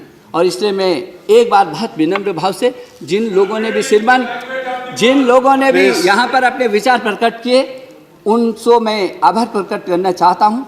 और मैं कहना चाहता हूँ कि जो विश्वविद्यालय श्रीमान, जो राज्यों के विश्वविद्यालय हैं वो राज्यों के हैं, लेकिन ये अभी हम 3 केंद्रीय विश्वविद्यालय बना रहे हैं और संस्कृत को समृद्ध करने का रास्ता अभी इससे शुरू हो जाएगा। लोकसभा में विनियोग विधेयक 2020 को पारित कर दिया गया। इसके अलावा सदन में सभी मंत्रालयों की अनुदान मांगों को मंजूरी मिल गई है। इससे पहले पर्यटन मंत्रालय से जुड़ी अनुदान मांगों को भी सदन ने मंजूर कर दिया। इस पर चर्चा का जवाब देते हुए पर्यटन मंत्री प्रहलाद पटेल ने कहा कि सरकार की पर्यटन नीति के चलते पिछले 5 सालों में विदेशी और घरेलू पर्यटकों की संख्या में लगातार तेजी हो रही है। मुझे लगता है कि सारे जितने भी भाषण हुए हैं उन भाषणों में सबने यही अपेक्षा की है कि काम तेजी से होना चाहिए और संभावना ही पर्यटन के क्षेत्र में है। मुझे लगता है कि पिछले 5 वर्षों को हम भूल नहीं सकते और सदन इस बात से सहमत भी होगा कि आदरणीय प्रधानमंत्री जी के पिछले 5 वर्षों की जो रोड मैप है पर्यटन को लेकर, उस पर उंगली नहीं उठाई जा सकती। और उसका परिणाम है कि भारत में 2019 में 10.89 मिलियन विदेशी पर्यटक आए और 2,10,981 करोड़ की विदेशी मुद्रा प्राप्त हुई। और जो घरेलू पर्यटक थे वो 1854.9 मिलियन उनकी संख्या थी। अध्यक्ष जी, पिछला वर्ष 18 हो या 19, इतने तमाम परिस्थितियों के बावजूद भी पर्यटन के लिए शांति चाहिए, अनुकूलता चाहिए। मैं एक बात जरूर यहाँ पर उल्लेख करना चाहूंगा कि पिछले 2019 में 9 देशों ने हमारे खिलाफ एडवाइजरी जारी की थी। जब हम चर्चा करने बैठे हैं तो मैं इस बात से खुश हूं कि हम परिस्थितियों को समझ रहे हैं। उसके बाद भी विदेशी पर्यटकों की संख्या में बढ़ोतरी हुई। आज की परिस्थिति भिन्न है, लेकिन इस बात को भी हम नहीं भूल सकते कि हम जब 65वें स्थान पर 2014 में थे तो आज 19 में हम 34वें स्थान पर हैं। हमने एक लंबी छलांग लगाई है और अब ये जो 5 वर्ष हैं, इन 5 वर्षों में 34 से 1 की तरफ चलने का हमारी यात्रा है। जब मैं पर्यटन की बात करता हूं तो मैं पूरे खुले मन के साथ सदन से कहना चाहता हूं कि पर्यटन ऐसा क्षेत्र है जिसमें केंद्र और राज्य एक दूसरे के प्रतिस्पर्धी नहीं है। हमारे जितने भी स्टेक होल्डर्स हैं, भारत सरकार भी एक स्टेक होल्डर है, राज्य सरकार भी एक स्टेक होल्डर है, टूर एंड ट्रेवल्स वाले लोग, होटल वाले लोग, हम तमाम स्टेक होल्डर हैं। हम एक दूसरे के प्रतिद्वंदी नहीं है। एक भी जगह अगर गलती होगी तो सारे देश का नुकसान होगा। आज हम जिस परिस्थिति से दुनिया जूझ रही है, क्या हम गर्व नहीं कर सकते? हम गर्व कर सकते हैं कि जहां वुहान से लोग हिम्मत ही जुटाते थे, हम तमाम यात्रियों को, हमारे भारतीय नागरिकों को लेकर आए और सुरक्षित उनको घर पर पहुंचाया। ये भरोसा भविष्य में भारतीय पर्यटन के लिए वरदान साबित होगा। ईरान में जहां पर लोग हिम्मत नहीं जुटा रहे थे, हम भारतीय नागरिकों को लेकर आए और बाकी देशों के लोगों को भी लेकर आए, और जब हम उनको सुरक्षित रखने की गारंटी देते हैं तो भविष्य में भारत सुरक्षित है, इस बात की भी साथ में हम दुनिया को गारंटी दे रहे हैं। इस बात को आप इनकार नहीं कर सकते हैं। इटली की घटना, मुझे लगता है कि हम भले कितने ही उसमें सोचे, लेकिन मैं इसमें सकारात्मकता देखता हूं। दुनिया में सर्वाधिक लोग चीन की तरफ जाते थे, हमारे तरफ भी फोकस था। अध्यक्ष जी, भारत सरकार ये निश्चित करती थी कि चाइना से आने वाले लोग, जो दुनिया में लगभग 25 करोड़ से ज्यादा लोग जाते हैं बाहर, अगर उसके 10% को भी हम अगर अपने पास लेकर आएंगे तो जो हमारा लक्ष्य 5 वर्षों का अपने विदेशी पर्यटकों को दुगना करने का, वो हम एक देश से पूरा कर सकते थे। लेकिन अब हमारे पास अब 2 विकल्प है। बुद्ध सर्किट के नाम पर हम उनको तो आकर्षित करेंगे ही, लेकिन जो लोग चाइना की तरफ जाते थे वो शायद उससे ज्यादा सुरक्षित देश भारत को मानेंगे। ये अनुकूलता का अवसर है, हम इसमें लाभ नहीं खोज रहे, लेकिन मुझे लगता है कि हम उस दृष्टि से देश तैयारी करें और उस तैयारी में सिर्फ भारत सरकार ही नहीं, सारे लोगों को एक साथ काम करना होगा। और इसलिए मुझे लगता है कि इन चर्चाओं में जो चीजें आती हैं, उन कमजोरियों को हमें स्वीकार करना चाहिए। अध्यक्ष जी, मैंने राज्यों के पर्यटन मंत्रियों की बैठक बुलाई थी, तब मैंने साफ कहा था कि जब तक हम कमजोरी को स्वीकार नहीं करेंगे तो हम ठीक नहीं कर पाएंगे। हम एक दूसरे से खुलकर बात करें और उसके अनुकूल परिणाम निकले, और वो परिणाम निकलने का परिणाम है कि हमने जो मॉनिटरिंग की सुविधा थी, उस मॉनिटरिंग को और तरीके से मिलजुल कर उसको ठीक किया है। जो योजनाएं धीमी चल रही थी उनमें तेज गति आई है, ये आपको स्वीकार करना होगा। और इसलिए मुझे लगता है कि, लेकिन अध्यक्ष महोदय, मैंने उस समय राज्य के हमारे पर्यटन मंत्रियों से कहा था कि एक बात का जरूर हमें स्लोगन के रूप में ध्यान रखना होगा कि पर्यटन के लिए पैसा चाहिए। आपने कहा कि पैसा खर्च नहीं हुआ, मैं उस विवाद में जाना नहीं चाहता कि पैसा खर्च क्यों नहीं हुआ, क्योंकि खर्च तो राज्य सरकारों को करना था, तो मैं उस विवाद में पड़ना नहीं चाहता। लेकिन मैं एक बात जरूर कहना चाहता हूं कि पर्यटन के लिए पैसे की जरूरत है, लेकिन उससे ज्यादा परसेप्शन को ठीक करने की जरूरत है। जहां पर शांति होगी वहीं पर तो पर्यटक आएगा। अगर हम धन की बात करते हैं तो धारणा बदलनी पड़ेगी। जम्मू कश्मीर के हमारे मित्र कह रहे थे, मैं टुकड़ों में जवाब देना नहीं चाहता, लेकिन 6 परियोजनाएं पहले से वहां चल रही थी, कितनी पूरी हुई? क्या 20% से ज्यादा हुई? लेकिन पिछले 1 वर्ष में जम्मू कश्मीर में जो गति आई है, क्या आप इसको इनकार कर रहे हैं? फिर आप कहिए सदन के भीतर। हम एक तरफ आरोप लगाएं लेकिन दूसरी सच्चाई से मुंह मोड़े, दोनों काम साथ साथ नहीं हो सकते। नॉर्थ ईस्ट में जब फोकस किया गया था पिछले 5 वर्षों में, आज नॉर्थ ईस्ट में लोगों का जाना शुरू है। लेकिन नॉर्थ ईस्ट में, जैसे मेघालय के हमारे मित्र कह रहे थे, मैं आप सारी बातों को स्वीकार भी कर रहे हैं कि हाँ वो सुंदर जगह है, हाँ वहां पर लोग जाते हैं, लेकिन नजर किसने लगाई? क्या हमने पैसे देने में कमी की? लेकिन हमको अगर काम को जल्दी पूरा आप नहीं करेंगे तो जो समीक्षा हुई है स्वदेश दर्शन की, उसमें काम की गति पर माननीय प्रधानमंत्री जी ने, सब जानते हैं कि पर्यटन के क्षेत्र में, मैं तो कम से कम गर्व के साथ कहता हूं जब से मैं पर्यटन मंत्री बना हूं, तो मैं देखता हूं कि अगर कोई हमारा ब्रांड एम्बेसडर है तो वो देश के प्रधानमंत्री ही पर्यटन के ब्रांड एम्बेसडर है। और मैं इसमें महाबलीपुरम का नाम देता हूं। महाबलीपुरम वो गए और इस बार जो फुटफॉल बढ़ा है वो तो आपके राज्य के लोग जानते हैं, 42% फुटफॉल वहां पर बढ़ा है। आप केदारनाथ की बात करिए, देश में से बाहर जहां पर भी वातावरण बनाने का काम हुआ है, उस विकास का अगर कोई कारक, अगर कोई एक व्यक्ति हो सकते हैं तो देश के प्रधानमंत्री है। तो इसे मैं कहता हूं कि जब आप विज्ञापन की बात करते हैं तो विज्ञापन में अगर हम ये माने कि देश के बाहर हमें कोई चीज को पहुंचाना है तो आप क्या पहुंचाना चाहते हैं? मैं टुकड़ों में ये भी नहीं कहना चाहता, भारत के पास वो सब कुछ है जो दुनिया देखना चाहती है, लेकिन देखने के अवसर हमने दिए क्या? आप कलकत्ता के नेशनल म्यूजियम की इंडियन म्यूजियम की बात करें, हम 5% ही चीजें दुनिया को दिखा पा रहे हैं। वो भी ऐसे रखे हुए हैं कि उसको डिस्प्ले करने का हमारे पास रास्ता नहीं है। मैं चेन्नई गया था, चेन्नई का जो म्यूजियम है उसमें हम कुल 10 या 11% ही चीजों को डिस्प्ले कर पा रहे हैं। हम दुनिया को नहीं दिखा पा रहे हैं। ये दिल्ली का नेशनल म्यूजियम है, यहाँ 8% चीजों को ही हम दिखा पा रहे हैं। लेकिन इस बजट में जो सबसे बड़ी चीज हुई है, मैं समझता हूं अगर उस पर सदन ध्यान देगा तो शायद अगली बार हम मिलकर और अच्छा सोच पाएंगे। मैं उन 5 स्थानों को अध्यक्ष जी जरूर कहना चाहता हूं जो इस बजट के हिस्से बने हैं। धौलावीरा, क्या है धौलावीरा? एक समय जहां पूरी दुनिया कह रही थी कि स्पेशल कंस्ट्रक्शन हमने दिया है, धौलावीरा के एक्सीबिशन के बाद दुनिया का इतिहास बदल गया और ये तय हो गया कि सिविलाइजेशन का सबसे बड़ा प्रमाण अगर कोई है तो वो धौलावीरा है। लेकिन इतने साल तक धौलावीरा की सुध नहीं ली गई, पहली बार धौलावीरा की सुध ली गई है। उसके बाद राखीगढ़ी का एक्सीबिशन हुआ।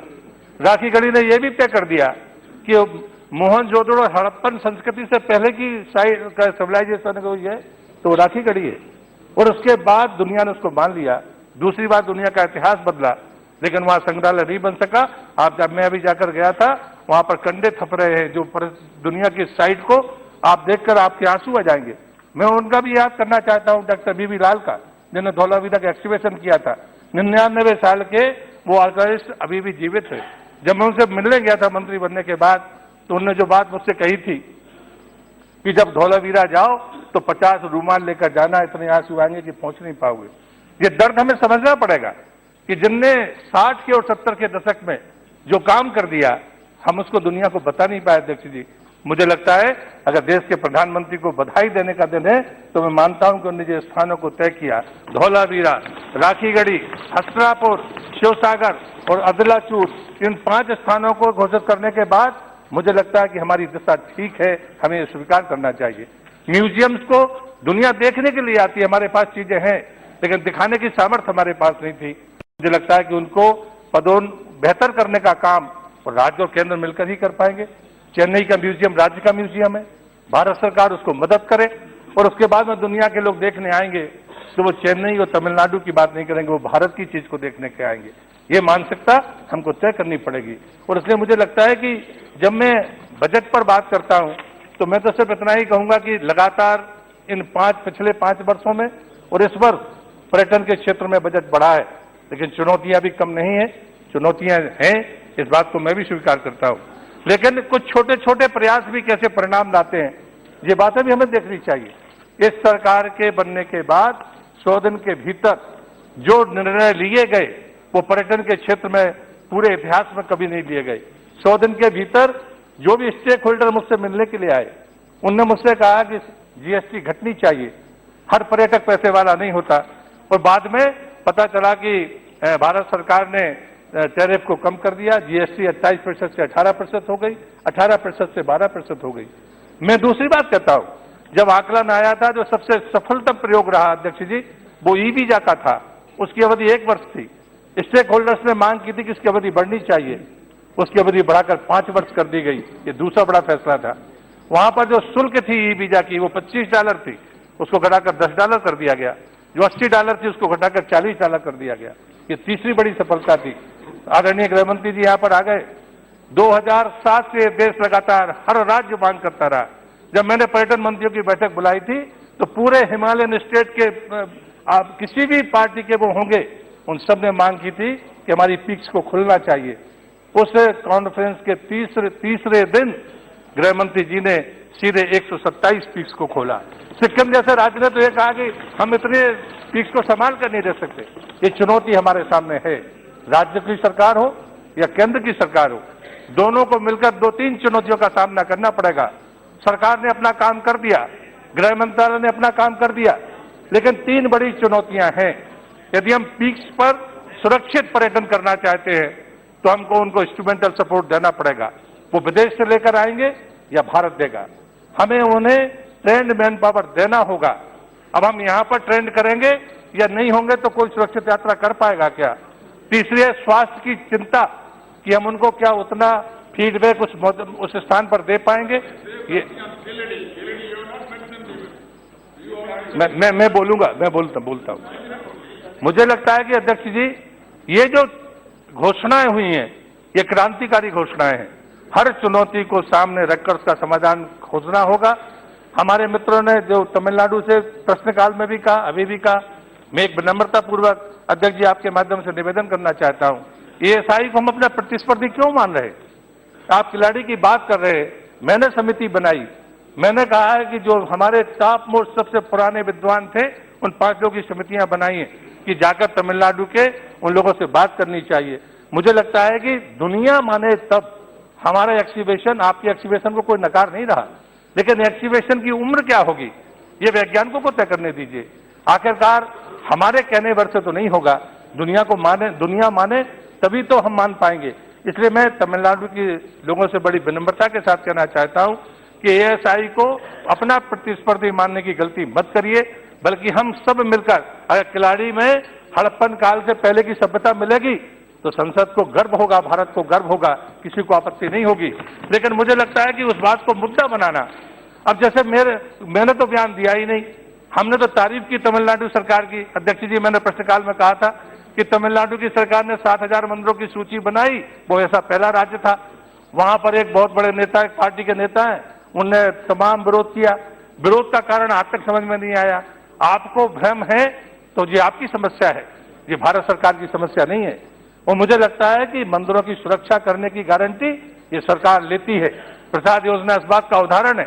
हम चाहे केदारनाथ की बात करें, हम बद्रीनाथ की बात करें, प्रसाद योजना के तहत देश में अनेक स्थान ऐसे हैं जो उपेक्षित थे, जहां पर जन सुविधाएं नहीं थी, लेकिन वहां पर रास्ता निकला और लोगों को वहां पर रास्ता मिला है।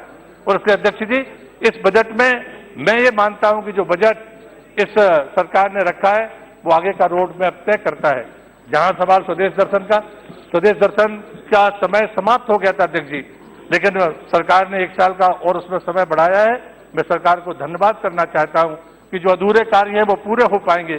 और जो उत्तर पूर्व की परियोजनाएं हैं, खासकर उत्तर पूर्वी राज्यों की और हिमालयन स्टेट्स की, उसमें लेह भी है और जम्मू कश्मीर भी है, उन तमाम योजनाओं को पूरा करने का मौका मिलेगा। मैं इस अवसर पर एक बात का और उल्लेख करना चाहता हूं कि पिछले बजट में 17 आइकनिक साइट्स की घोषणा हुई थी। उन आइकनिक साइट्स के डीपीआर बनकर तैयार हैं और उसमें एक ही उद्देश्य है कि हम विश्व स्तरीय सुविधाएं इन स्मारकों पर दे पाएं, ये उस बात का संकल्प है। और इसमें 2 स्थान और जुड़ेंगे, उसमें स्टैच्यू ऑफ यूनिटी गुजरात और कोणार्क का मंदिर, ये 2 ऐसे स्थान और हैं तो वो संख्या 19 हो सकती है। और इसलिए मुझे लगता है कि जो स्थान तय हैं उन स्थानों को हम करें, आगे चलकर और भी स्थान जुड़ेंगे। कोई ये न माने कि ये कोई अंत है या यहाँ पर चीजें समाप्त हो जाएंगी। ये सदन इस बात के लिए भी है कि हम एक काम को पूरा करें। जैसे अभी सरकार ने तय किया, एक समीक्षा की थी स्वदेश दर्शन की। स्वदेश दर्शन में कई जगह अध्यक्ष जी ऐसा हुआ कि 8-8, 10-10 स्थान ले लिए गए। ये लक्ष्य नहीं था इन योजनाओं का, प्रसाद हो चाहे स्वदेश दर्शन हो। ये लक्ष्य था कि 2 बड़े डेस्टिनेशन होंगे, कोई उनके बीच में कोई राज्य के भी स्थान होंगे, उनके बीच की कनेक्टिविटी होते जाए। अगर कोई सारनाथ से गया जाना चाहता है तो बीच में किसी राज्य का भी अच्छा स्थान होगा, अगर वो सड़क मार्ग से जाएगा तो उसको भी देखने के लिए जाएगा। लेकिन कई बार हमने डीपीआर बनाते समय या राज्यों ने काम करते समय इन बातों की जब चिंता नहीं की तो वो गैप रह गए और वो काम अधूरे पड़े रहे। और इससे मुझे लगता है कि यदि हमें ये भी तय करना है कि पैसा खर्च क्यों नहीं हुआ, तो फिर मुझे लगता है अध्यक्ष जी इस पर भी बात हो जानी चाहिए। लेकिन मैं चाहता हूं कि कोई किसी को नीचा दिखाने के लिए काम ना करे, बल्कि हम सब सरकार का धन्यवाद करें कि हमारी दिशा ठीक है। हाँ, दिशा में कहीं गड़बड़ है तो जरूर आप कह सकते हैं। अब जब कभी महाराष्ट्र के हमारे मित्रों ने कहा था कि शिवाजी महाराज के 500 जो किले हैं उनका एक सर्किट बना है जो राज्य सरकार ने बनाया था, लेकिन राज्य सरकार की उस योजना को भारत सरकार की मदद मिले। तो जब अभी मेरे पास में जब रोपवे का मामला आया कि एक पिलर बनना है, मैंने 24 घंटे नहीं लगाया और मैंने उसकी परमिशन दी है। मैं ऐसा नहीं है कि कोई जो चीजें सुरक्षा के लिए जरूरी है उनको पूरा करना ये सरकार का काम है। और इसलिए हमारी प्राथमिकता बड़ी स्पष्ट है। एक हमारे मित्र प्रेसिडेंट पाला जी कह रहे थे कि कोऑर्डिनेशन नहीं है, कोऑर्डिनेशन है। अगर कोऑर्डिनेशन नहीं होता तो उड़ान योजना का निर्णय नहीं होता, 18 रूट क्लियर नहीं होते। अगर कोऑर्डिनेशन नहीं होता तो हमने 105 करोड़ रुपया रेलवे को दिया है, जहां पर अच्छे पर्यटक स्थल है, उनके जो स्टेशन है वो सुंदर और स्वच्छ दिखे, उस बात के लिए भी मंत्रालय ने पैसा दिया है। अगर कोऑर्डिनेशन नहीं होता तो जो भी हमारे फॉरेस्ट रिजर्व है वहां पर टूरिस्ट नहीं जा पाते। वन और पर्यावरण मंत्रालय उस बात के लिए जिम्मेदार है। अगर गृह मंत्रालय उन पीक्स को खोलने की अनुमति नहीं देता तो कोई पर्यटक उन पीक्स पर जा नहीं सकता। तो मुझे लगता है कि ये शायद जानकारी का अभाव है कि मंत्रालयों के बीच में कोऑर्डिनेशन नहीं है। कैबिनेट सेक्रेटरी की अध्यक्षता में बाकायदा मंत्रालय के कोऑर्डिनेशन का मार्ग प्रशस्त होता है।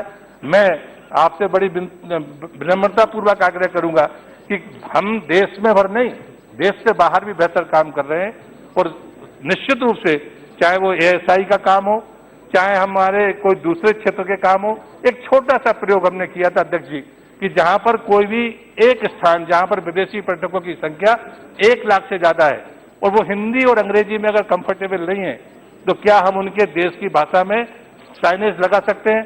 ये शुरुआत हमने सांची से की, वहां सिली भाषा में हमने बोर्ड लगाया, खर्च आया कुल 50,000 रुपए और उसके बाद में उसका जो रिस्पांस आया वो देश में भी आया और श्रीलंका के भीतर भी आया। हमने 4 जगह पर चाइनीज भाषा में साइनेज लगाए, सारनाथ, श्रावस्ती, गया। तो जहां पर 1 लाख से ज्यादा अगर पर्यटक होंगे तो वहां पर हम उनकी भाषा में साइनेज लगाएं यदि वो हिंदी और अंग्रेजी में कंफर्टेबल नहीं है। और इसलिए मुझे लगता है अध्यक्ष महोदय ऐसे बहुत सारी बातों को मैं कह सकता हूं जो जिन मित्रों ने अपने बातें कही हैं, लगभग मेरे भाषण में वो बातें इसमें आ गई हैं और इसलिए मैं आपके माध्यम से सदन से आग्रह करूंगा कि आप इस हमारी ग्रांट को स्वीकार करिए। कोरोना वायरस से बाजार को हुए नुकसान की भरपाई के लिए रिजर्व बैंक ने बड़ा ऐलान किया है। आरबीआई गवर्नर शक्तिकांत दास ने कहा है कि डॉलर रुपया स्वाइप विंडो के जरिए मिलेगी भारतीय बाजार को 2 अरब डॉलर की मदद। वहीं लंबी अवधि के रेपो ऑपरेशन पर 1 लाख करोड़ रुपए तक की सहायता मिलेगी। आरबीआई गवर्नर ने अगली मौद्रिक समीक्षा में ब्याज दरों में कटौती के संकेत भी दिए। रिजर्व बैंक ऑफ इंडिया ने येस बैंक के ग्राहकों को एक बार फिर भरोसा दिलाया है कि उनका पैसा पूरी तरह सुरक्षित है। आरबीआई गवर्नर शक्तिकांत दास ने कहा कि येस बैंक के पास पर्याप्त नकदी है। उन्होंने कहा येस बैंक पर लगे सभी प्रतिबंध 18 मार्च को हटा लिए जाएंगे और नया बोर्ड 26 मार्च को चार्ज संभाल लेगा। Mainly we will focus on 2 issues. The first one relates to the Yes Bank, where, as you know, the reconstruction plan has already been notified by the Government of India. And the second issue we will deal with is certain aspects related to the fallout of the coronavirus, the fallout of it in India and its impact on the Indian economy. With regard to the Yes Bank, you would recall earlier that I had stated on Friday, which is 6th of March, that is the one day after the moratorium was announced, that the RBI will come out with a scheme very swiftly and very quickly. And as you would have seen, swift action has been taken by the Reserve Bank of India and by the government. There has been very active coordination between the Government of India, the Finance Ministry and the Reserve Bank. If I can just recapitulate the dates, the moratorium was announced on Thursday, 5th of March. The very next day, 6th of March, the draft scheme was put out in the public domain, and the final scheme was notified again on the next Friday, that is between Friday and the next Friday on 13th of March. The final scheme, the final reconstruction scheme has been notified by the Government of India. The lifting of moratorium is taking place after 3 working days of putting the final scheme in, after notification of the final scheme, and that will be on Wednesday, 18th March at 6 p.m. The moratorium gets lifted, and the new board, as you would be aware from the notification, the new board will assume its position, and the office of the administrator will cease to exist on 26th of March. So as you can see, this has been a very swift and fast action, perhaps a record of a sort. With regard to the restructuring scheme which has been notified by the government, I would like to say that it is a very credible and sustainable restructuring plan. We do believe it is credible and it will sustain in the years to come. It is also an instance, perhaps the first of its type, it is also an instance of public-private partnership for revival of a private sector bank. Apart from the State Bank of India, you have leading private sector banks which are major stakeholders in the banking sector, both the public sector segment led by the State Bank of India and major private sector players, major private sector banks have joined hands to revive the Yes Bank and to take the restructuring scheme forward. In that way also, it is perhaps the first of its type. And in India, on earlier occasions, whenever there was failure of a scheduled commercial bank, the usual method has been amalgamation of the failed bank with a larger entity. This time we have not done so. This time the identity of the Yes Bank, the bank which is in difficulty, the identity of that bank is retained and the investors are the banks which have come forward. So the participation of private sector banks in particular demonstrates the confidence of major players in the banking sector in the revival plan. So that is therefore in this background I would like to state a point which I have said earlier, which we had told in our press note also earlier, that the depositors' money is absolutely safe. I would take this opportunity through you to convey to all the depositors of Yes Bank that their money, their deposits with the Yes Bank are completely safe and there is no reason for any undue worry or there is no need for rushing into withdrawing their deposits or their money which is with the Yes Bank. Their money is safe. In India, if you go by history, never in the banking history of India, in a scheduled commercial bank, the depositors have never lost money. Their interests have always been protected. The present scheme also protects the interest of the depositors. So I once again reiterate that the depositors need not worry. Their money is safe after 6 p.m. on Wednesday, which is 18th of March. They can draw their money, but there is absolutely no reason for them, no need for them to go for panic withdrawal or for getting unduly worried. Their money continues to be safe. I'm again and again saying this because this is very important, and the whole scheme, the underlying theme, the main point on which the scheme is based on is to protect the interest of the depositors. And I also would like to say that two more points, especially in the light of action by certain authorities, especially at the state level, to taking decision to withdraw money from private sector banks. The Reserve Bank of India, from RBI, we have written to all state governments impressing upon them that the Indian banking sector is sound and safe, and Indian banking sector includes the private sector banks. We have specifically indicated that the health of the banking sector, including the private banking sector, is sound and safe, and therefore there is no reason for state government authorities to withdraw deposits which are there participating in the revival plan for revival of the Yes Bank. And we have also, I think the one next point I would like to mention is that the Yes Bank has enough liquidity to meet any requirement.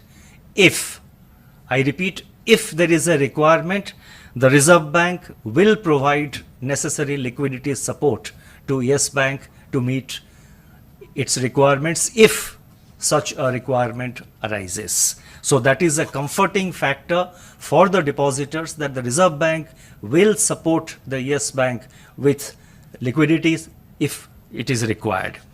And we are quite, at this point of time, our interaction with the investing banks, the State Bank and the other private sector banks, our interaction with them gives us the confidence that the revival of Yes Bank will work out. It's a sound revival plan and it's a robust revival plan.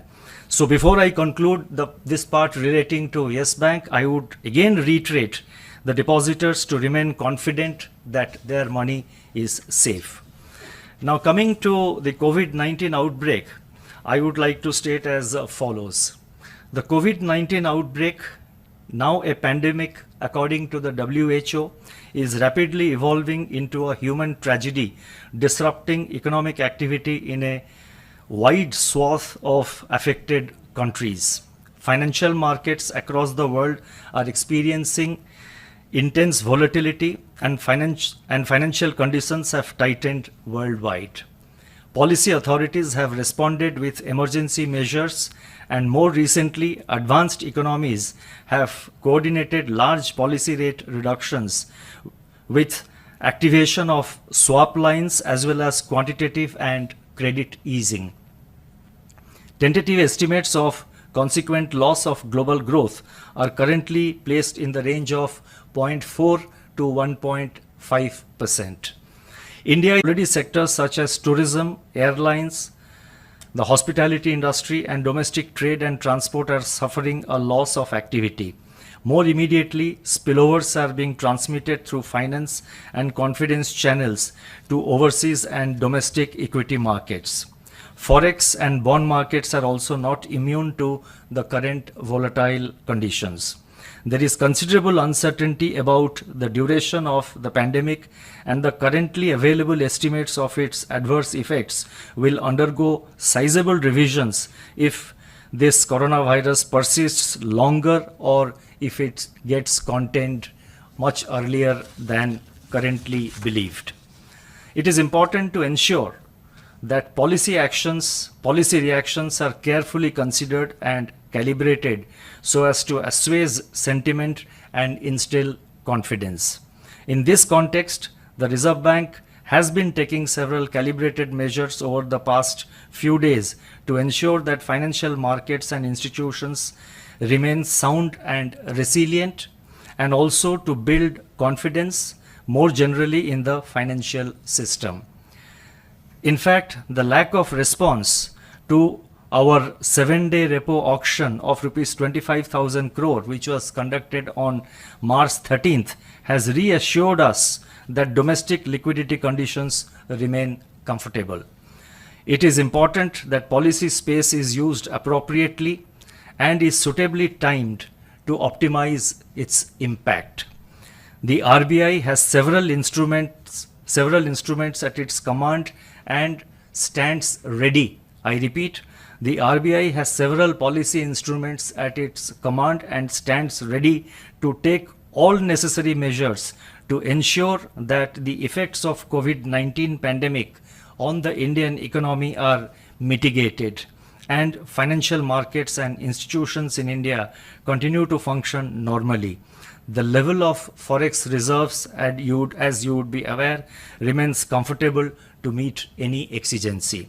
Based on the current evaluation of domestic financial conditions, I propose to announce the following two measures. 1.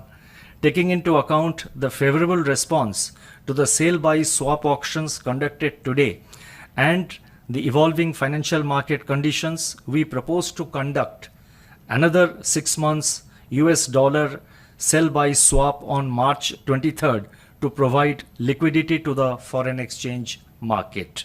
The details of this are being notified separately. 2. In order to counterbalance the domestic liquidity effects of the swap and to further improve monetary transmission, I repeat, in order to counterbalance the domestic liquidity effects of the swap and to further improve monetary transmission, the RBI will conduct long-term repo operations, LTRO, in multiple tranches of appropriate sizes up to a total amount of rupees 1 lakh crores at the policy, and this will be done at the policy rate. This will be followed by a review of the performance of our LTRO. Details relating to LTROs are being announced separately. Another point before I conclude, I would like to mention in the context of COVID-19 is that, as you are aware, the RBI and the government together, we are giving lot of emphasis on in encouraging digital payments. And over a period of time, various measures have been taken to establish safe, secure, affordable retail payment systems like the NEFT, a crowded marketing place. So we have also advised the banks in a circular which we have issued some little while ago today to encourage more and more of digital payments. So to conclude the portion, the segment relating to coronavirus, I would like to say 2 measures which we have announced today. They are based on our assessment of the current situation. RBI has several policy instruments at its disposal. We will use the various policy instruments from time to time depending on requirement. And our response will be calibrated. Our effort is to see that our responses are neither premature nor delayed. We will make every effort to see that whatever instrument or whatever announcements, policy announcements we make, they do have the desired effect, they do have optimum impact. Thank you very much. If there are few questions, because I think I would request that if we can limit the number of questions, we are all under pressure of time, so we could take a few questions. Sir, सभी लोग उम्मीद कर रहे थे कि आप एक rate cut करेंगे जो आप घोषणा नहीं कर रहे हैं। क्या वजह है उस फैसले के पीछे? काफ़ी सारे सेंट्रल बैंक्स ने पॉलिसी मीटिंग के पहले रेट कट किए हैं, लेकिन आप ये संकेत दे रहे हैं कि वो फैसला पॉलिसी मीटिंग में ही होगा, तो ये क्या देर नहीं हो जाएगी? नहीं, मैंने ऐसा नहीं कहा कि वो फैसला पॉलिसी मीटिंग में ही होगा, वो तो law is like that. RBI act में प्रोविजन है कि जो रेपो रेट का जो डिसीजन है वो एमपीसी में लिया जाएगा। लेकिन मैं आपको, I don't rule out anything, I am not ruling out any possibility. So therefore, I did say yes, the MPC will take a decision, but I don't rule out anything, because depending on the evolving situation, we will decide on the timing of our action. Sir, Brajesh from Zee business. Sir, एक सवाल ये है कि जो measures जो scheme announce की गई है यस बैंक के लिए, उसमें सर ये है कि जो लॉक इन लगाया गया है 3 साल का, उसमें ये है कि 100 शेयर के ऊपर भी है तो भी लॉक इन लागू होगा। उसमें सर बहुत सारे जो रिटेल इन्वेस्टर्स हैं, म्यूचुअल फंड्स की पोजीशंस हैं, वो इम्पैक्ट होंगी। तो क्या इस पर सेबी से या सेबी से बातचीत हुई थी, उनको भरोसे में लिया गया था? इसी सरकार में जब फैसला लिया जाता है, जो रेलिवेंट एजेंसीज है उनके साथ डिस्कशंस होता है। और ये जो आपने कहा लॉक इन के बारे में कहा, ये जो स्कीम का मेन प्रायोरिटी है, स्कीम का अंडरलाइंग प्रायोरिटी जो मेन प्रायोरिटी है, एक तो बैंक का रिवाइवल, यस बैंक का रिवाइवल, और number 2, in fact the first point is protection of depositors interest. Depositor का जो पैसा है उसको प्रोटेक्ट करना ज़रूरी है, और ये बैंक, इसीलिए वो बैंक का रिवाइवल बहुत ही इंपॉर्टेंट है। और ये ऑब्जेक्टिव अचीव करने के लिए कुछ सारे स्टेप्स लिए गए हैं ये अपने रिकंस्ट्रक्शन स्कीम के अंदर। So all aspects of the reconstruction scheme are basically towards achieving those objective. और क्योंकि मैं हिंदी में बोल रहा हूं अभी, तो इस मतलब मैं ये भी कहना चाहूँगा यस बैंक के सारे डिपॉजिटर्स को कि आपका जो पैसा है यस बैंक में वो सेफ है, चिंता की कोई विषय नहीं है, वो एब्सोल्युटली सेफ है। फिरोजाबाद में उस समय हड़कंप मच गया जब एक व्यक्ति की शराब पीते पीते मौत हो गई। जी हाँ, हम बात कर रहे हैं थाना क्षेत्र शुकाबाद की। आपको बता दें कि सुबह करीब 7 बजे 45 वर्षीय वेद प्रकाश एटा चौराहे पर बैठकर शराब पी रहा था और शराब पीते पीते उसकी मौत हो गई। मौत की खबर से चौराहे पर हड़कंप मच गया। रास्ते से गुजर रहे लोगों ने जब इसकी जानकारी एटा चौराहे पर ड्यूटी कर रहे पुलिसकर्मियों को दी तो उन्होंने सबकी शिनाख्त कराने की कोशिश की, लेकिन कोई सफलता नहीं मिली और बाद में पुलिस ने सबको कब्जे में लेकर पोस्टमार्टम के लिए जिला अस्पताल भेज दिया है। यूपी की बुलंदशहर पुलिस ने गाजियाबाद, गौतम बुद्ध नगर और बुलंदशहर में महिलाओं से नकदी और युवकों से बाइक लूटने वाले गिरोह के 3 युवकों को गिरफ्तार कर लिया। पुलिस की गिरफ्त में खड़े ये आरोपी सिकंदराबाद के रहने वाले बबलू, आमिर और राशिद हैं, जो जल्दी ही मालदार बनने के चक्कर में अपराध की दुनिया में जा पहुंचे। 10 दिन पहले ही इन युवकों ने अपना लुटेरा गैंग बनाया था और 6 दिन में 4 लूट की वारदातों को अंजाम दिया। पुलिस की माने तो इन युवकों के इस नए लुटेरे गैंग ने सबसे पहले गाजियाबाद में एक महिला से पर्स लूटा और विरोध करने पर एक युवक को गोली मार दी। यही नहीं, गौतम बुद्ध नगर के दादरी में भी बाइक लूटी और अब बुलंदशहर के सिकंदराबाद में भी 2 बाइकों की लूट कर डाली। पुलिस ने सर्विलांस के जरिए लुटेरों का सुराग लगाया और तीनों युवकों को गिरफ्तार कर लिया। इनके कब्जे से लूटी गई 4 बाइकें भी बरामद की गई हैं। देखिए, बीती रात सिकंदराबाद पुलिस को एक बहुत महत्वपूर्ण कामयाबी मिली। यहाँ पे 11/3 की रात को सिकंदराबाद में एक होटल से एक मोटरसाइकिल की चोरी हो गई थी। उसी के संदर्भ में हमारी टीम लगी थी। उसी क्रम में कुछ इंटेलिजेंस प्राप्त हुआ। उस इंटेलिजेंस के आधार पे 3 जो उसी थाना क्षेत्र के रहने वाले थे, इन्हें उठाया गया। मोटरसाइकिल इनके कब्जे से बरामद हुई। पूछताछ में जानकारी में आया कि ये बहुत ही शातिर गैंग है और ये वास्तविक लुटेरा गैंग है और इसी महीने ये सक्रिय हुआ है। 5/3 से लेके 11/3 के बीच में इसके द्वारा कुल 4 घटनाएं घटित की गई हैं, जिनमें 2 गाजियाबाद की हैं, 1 गौतम बुद्ध नगर का है। ये 3 लूट की घटनाएं थी, जिसमें गाजियाबाद में सिहानी गेट में 5/3 को इनके द्वारा एक पेट्रोल पंप पर महिला का पर्स छीना गया। जब वहां पेट्रोल पंप पे खड़े लोगों द्वारा विरोध की कोशिश की गई तो इन्होंने गोली मार दी, जो एक आदमी के पैर में लगी। 9/3 को इन्होंने दादरी क्षेत्र से, नोएडा जनपद गौतम बुद्ध नगर के दादरी थाना क्षेत्र में इन्होंने एक व्यक्ति को पैसन को मोटरसाइकिल के साथ था, उसको लूटा। उसके बैग में 25,000 रुपये थे, वो छीन लिए और उसकी मोटरसाइकिल छीन ली। वहाँ मुकदमा दर्ज है और अभी तक उसका अनावरण नहीं हुआ है। तीसरी घटना इन्होंने 9/3 को ही गाजियाबाद के सिहानी गेट क्षेत्र में की, जहाँ एक बुलेट सवार को मारपीट के घायल करके उसकी बुलेट मोटरसाइकिल छीन ली थी। वहाँ भी मुकदमा दर्ज है, लेकिन अभी केस वर्कआउट नहीं है। इसके बाद वहाँ से वापस आने के बाद इन्होंने 11/3 को हमारे यहाँ मोटरसाइकिल की चोरी की थी। एक होटल में शादी थी, बाहर मोटरसाइकिल थी, वहाँ से मोटरसाइकिल चुराया था। पूछताछ पे इनसे पता चला कि कैला भट्टा सिहानी गेट का इनका एक गैंग लीडर है, जिसके कुछ साथी जेल जा चुके हैं। तो अपने गैंग का विस्तार करने के इरादे से उसने इन्हीं के ग्रुप के एक आदमी के माध्यम से इनसे संपर्क किया और इन्हें एनसीआर क्षेत्र में बुला करके लूट की घटनाएं इनके साथ मिलकर कर रहा था। फिरोजाबाद में उस समय हड़कंप मच गया जब 2 ऑटो आमने सामने से टकरा गए। जी हाँ, यह पूरा मामला पचोकरा थाना क्षेत्र का है। सिकरारी के पालीवाल कोल्ड स्टोर के सामने ऑटो का एक पहिया निकल गया, जिसके कारण ऑटो अनियंत्रित होकर सामने से आ रहे दूसरे ऑटो में टकरा गया।